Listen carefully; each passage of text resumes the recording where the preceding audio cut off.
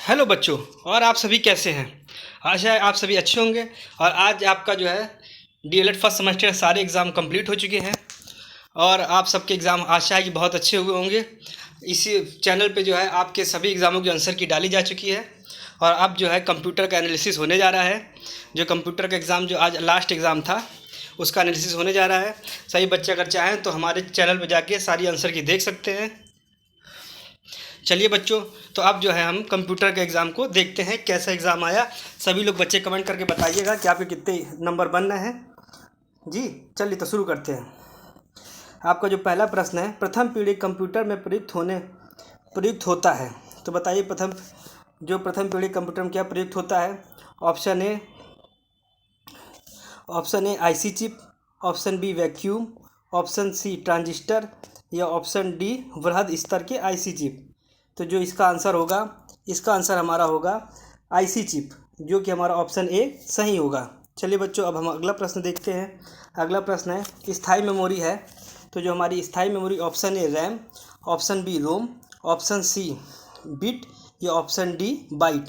तो जो हमारा इसका आंसर बनेगा, हमारा होगा रोम। ऑप्शन बी जो होगा हमारा रोम, इसका आंसर सही होगा। चलिए बच्चों, अब अगला प्रश्न देखा जाए। रोम का अर्थ क्या होता है। तो जो रोम का अर्थ है वो आप सभी को पता होगा। इसका होता है रीड ओनली मेमोरी। तो इसका आंसर होगा, प्रथम आंसर जो है इसका पहला आंसर सही होगा। चलिए बच्चों, अब आगे देखा जाए।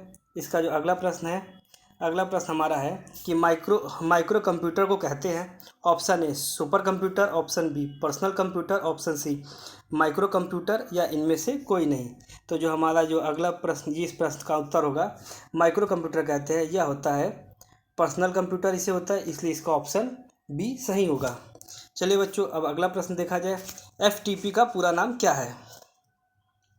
तो जो एफटीपी का जो पूरा नाम है यह होगा हमारा ऑप्शन ए हमारा है hyper texture protocol, option B file transfer protocol, option C file text protocol या ऑप्शन डी इनमें से कोई नहीं। तो जो एफटीपी का जो फुल फॉर्म होता है वो होता है फाइल ट्रांसफ़र प्रोटोकॉल। इसका मतलब जो है हमारा जो है आंसर बी जो है वह सही होगा। चलिए बच्चों, सभी लोग बताइए जो आपके जो 5 प्रश्न हुए हैं शुरू के, उनमें से आपके कितने प्रश्न सही हुए हैं। चलिए सभी लोग कमेंट करके बताइए। चलिए बच्चों, अब आगे देखा जाए। आगे है पास्कल लाइन का आविष्कार किसने किया है। तो जो पास्कल लाइन का जो आविष्कार जो है, सभी लोग बताइए किसने किया है। तो जो पास्कल लाइन का जो आविष्कार है यह किया है पास्कल ने।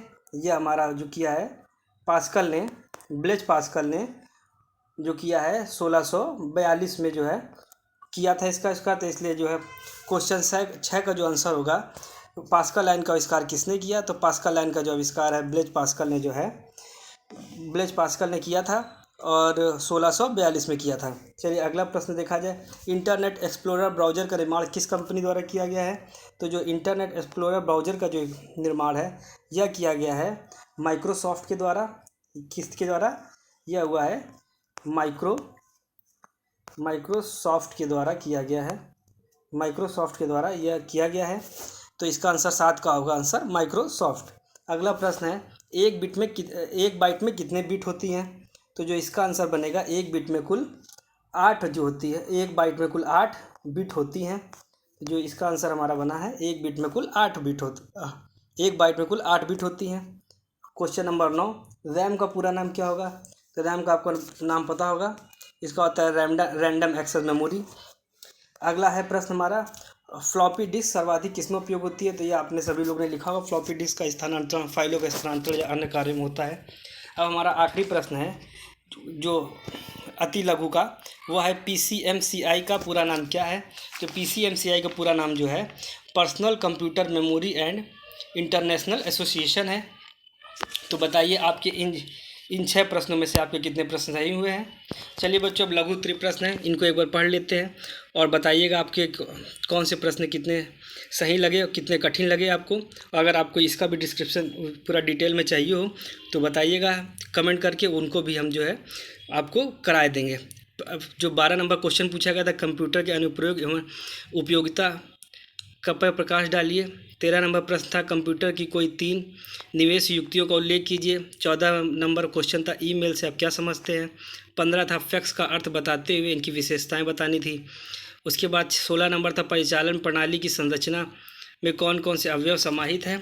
17 नंबर था सिस्टम सॉफ्टवेयर क्या है या कितने प्रकार के होते हैं। और अंत का था डाटा सुरक्षा के चरण के बारे में बताइए।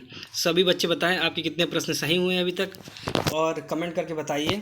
और अगर आपको जो लघु त्रिप्रश्न भी अगर पूरी तरीके से अगर देखना है डिटेल में तो कमेंट करिएगा, बताइएगा, उसको भी हम जो है डिटेल में आपको बताएंगे।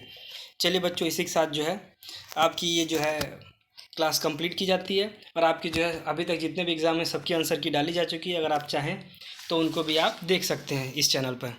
चलिए बच्चों, धन्यवाद। चलिए बच्चों, धन्यवाद। और ये क्लास यहीं पे समाप्त की जाती है।